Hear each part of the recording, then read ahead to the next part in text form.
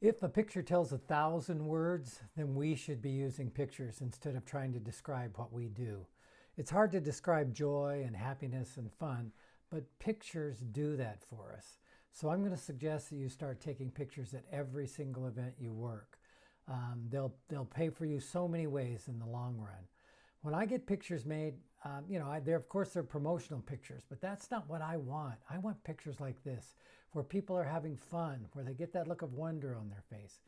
If I get a picture of me, I want it to be silly. I want it to be zany. I want it to be something special.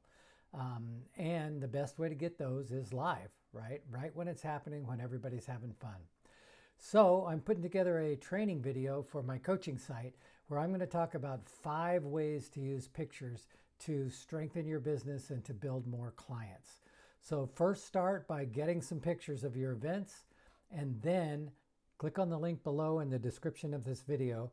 Go to my coaching website and sign up for one of my initial 1-hour consultations. And in that consultation, I will give you 5 tips on how to get more clients using these pictures.